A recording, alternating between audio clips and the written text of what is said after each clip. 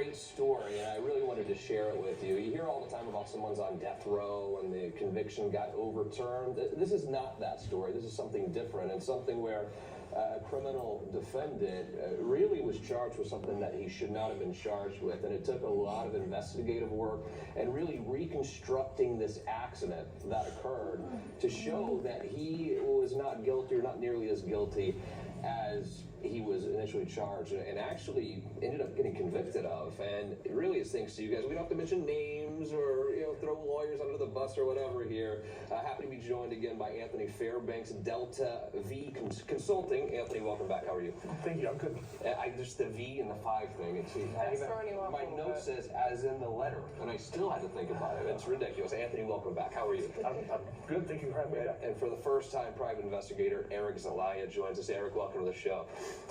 So let's talk about this story quickly. And a guy was charged with a very serious crime, was going to spend a lot of time in prison, and that's not the case anymore thanks to the co-work that you two did together. Yes, it was the first case that we worked on together in 2018. It involved a DUI manslaughter case where a driver was charged with DUI manslaughter for killing a bicyclist. And ultimately, he took a plea and was convicted and received a lengthy prison term, but appealed that conviction and was reheard. And the case was resolved with probation. Yeah. How did you guys work together to get this overturned? So we, I initially got appointed through what we call the Justice Administration Commission, which is a government organization in the state of Florida that provides funding for indigent defendants. In this case, the defendant was indigent and he had a court-appointed attorney. At the time, I was working with the attorney, and I was appointed to the case as the private investigator. Given the type of case it was, I was friends with Tony, and I brought Tony on board as my in-house expert, and that's kind of how we got involved from the get-go with this case. Yeah, I mean, we love police officers, obviously. I mean, no question about that. It's a tough job, and they have to work very quickly when they're investigating these accidents. It's a quick thing. They want to get in and out. They want to do as good as they can, of course, but they have to work quickly when they're investigating an accident, and maybe there were some mistakes made here. They were avoidable mistakes. Unfortunately, they attributed a higher speed to him. There's a process that we go through to calculate the speed based upon the length of the skid marks. In this case, they attributed more skid mark than was appropriate, and it artificially inflated the speed to somewhere in the neighborhood of 80 somewhat miles per hour when he was actually going 60. He was speeding. His speed was 45, but he wasn't going nearly as fast as what he's accused. Got it. How do we work together? How do we parlay this private investigation with the accident reconstruction? How do those two things work together?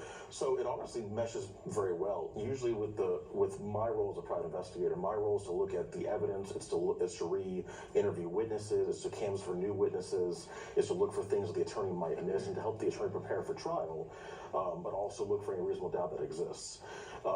With the experts coming on board and assisting us with that investigation, it gives me the ability to have an expert who may know more about a subject than I do, be able to look at it, and in this case, we had the reconstruction of the accident. Tony was able to look at it from his experience and create animations that I can't create on my own. And he's able to use my investigations and input that information into his recreations and reports. And then at the end of the day, we both have a big report to give the attorney versus just one or the other. Okay, question. So do I call you, or does my attorney call you? It depends on the type of case. So a lot of times for cases like Tony mentioned, like post-conviction cases where someone's already been convicted, we get calls from family members wanting us to look at their case. But for cases where you're just charged with a crime, usually it's from the attorney.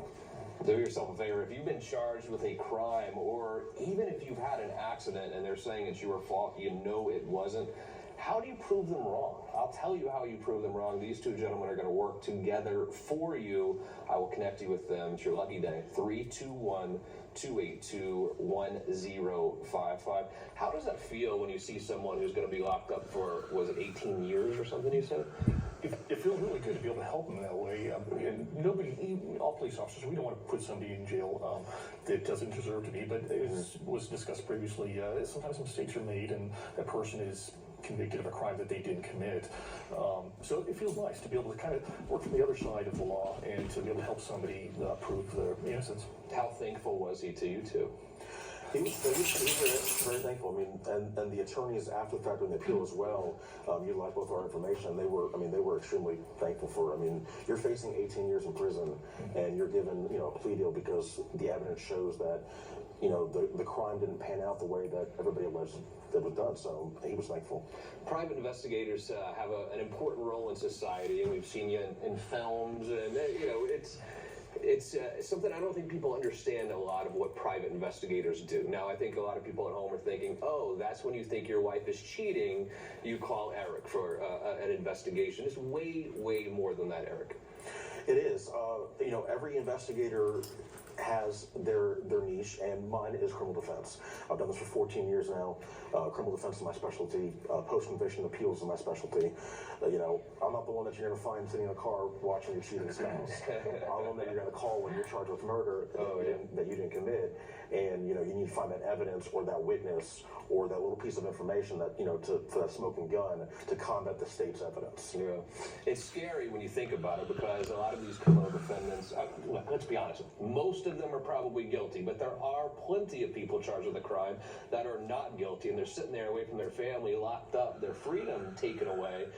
And if they don't get the right, whether it's criminal defense attorney or even the criminal defense attorney who has a connection to someone like you who knows how to investigate it, I mean, there's evidence right there. There are facts that are out there that simply don't come out. It's a little scary if you think about it. It is, and unfortunately, in America, 1% of all convictions are actual wrongful convictions. Really? And they've done studies on that. And so that's why it's very important as an attorney, as a client to ask for a private investigator, to have a private investigator in your case. Not only just for reviewing the evidence of discovery, but also for canvassing for new witnesses. You don't know what's going to be out there until you actually go out there and look for it. Having us there at trial, we assist with jury selection, running backgrounds of potential jurors. You want to make sure you have a jury of your client's peers that's going to be non-biased to whatever charge they're facing. So that's why it's very, very important to have a good private investigator in your defense team. When it comes to private investigation, what leeway do you have to go do your own investigation? Can you knock on doors? What can you do?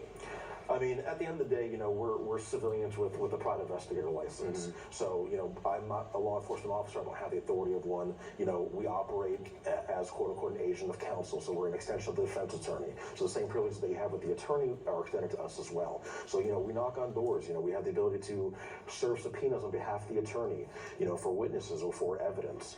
So a lot of things that a cop can do, we can sort of do, just not at the level that they can do. Yeah. What do you have to do to get that license? So the state of Florida, in order to get a private investigator license, it requires a two-year internship. And once that internship is done, then you apply for a test. You take a state test, which goes over legal theory and a bunch of other things that applies to investigators, and then you get your own what we call a C license. Right. So that's fascinating. It really is. It is. I agree. So criminal defense is your real bread and butter, I guess. What are some other reasons people hire a private investigator for? There can be a lot of reasons. A lot of times you'll hire an investigator for a probate case. You'll hire an investigator for, like we talked about, cheating spouses, asset searches. There's a lot of things that private investigators can do because we have access to information the general public doesn't have, which is background information, motor vehicle records. So, I mean, you can pretty much name it, and an investigator's probably done it. Now, we have a case that I don't want to say too much about here yet. Hopefully we'll talk about it some other day, but we're working on it together with you two, and it's an auto accident case where some dear friend of ours lost a daughter, and it's an incredibly sad case. And when there is a death involved, there's someone there that can't testify because they are no longer with us, unfortunately. And that's when you bring in someone like Anthony Fairbanks to really reconstruct that accident, because right now it's just one story of someone who's still living, and we have a whole other story to tell of someone who unfortunately is not living. When you go back and reconstruct an accident, Tony, what do you do? Well, I consider everything. Unfortunately, sometimes in crash investigators, they'll just look at one aspect of it. They'll see speed, or they'll see that the person had some alcohol in their system, and then they'll conclude that the crash was their fault. But rarely is that the case. With crashes, it's almost always, percentages of fault. They can be applied as a shared fault with individuals. So although they may be primarily at fault, it could be the other person contributed to the crash negligently in some way, have some sort of civil liability because of it. Yeah. How long does something like that take? Like once you come on board, like how long does the reconstruction itself kind of It depends on the complexity of the case. Some cases will take months. Some cases you take much longer than that. But I would say on average, probably about 3 or 4 months when you consider the work that Eric and I do. How has technology changed your ability to reconstruct an accident? It's had a significant impact on it. Back in the day when I first started doing this, we would have literally pen and paper, and we would create a scale diagram right there at my desk. Now we have laser scanners, and we have drones that we use photogrammetry, and we can create a very photorealistic 3D environment that will show the fact finders, the jurors, and whoever wants to find out about the case what actually existed at the time of the crash. Wow. What about in private investigation, Eric? How has that changed? How has technology changed what you're able to do? And let me preface this by saying, you know, it was a decade ago, if your neighbor had a surveillance system on their house, you thought they were like unbelievable, like, oh my God, they have a full surveillance system. Now everyone and their brother has this Ring doorbell. It's unbelievable how far we've come. How has technology affected what you're able to do? I mean, technology, especially like you mentioned the Ring doorbell cameras. I mean, that's another means now of recording a crime or another piece of evidence. You know, but to piggyback off of what Tony said too, you know, using technology like the laser scanners and the drones, we're able to provide attorneys now with like reconstruction not only of accidents but also of like a homicide scene or a shooting or a fall down the stairs, you know, an assault. You know, and 10 years ago, 15 years ago, we didn't have that capability. You had witnesses, and if you didn't have a witness, you had nothing. Yeah. So cameras are great. Cameras are great. Oh, yeah. For I the agree. most part. Sometimes. Often. Who should call you for private investigation? I know you focus on criminal. Do you get calls from defendants, or is it mostly lawyers? Who should call you?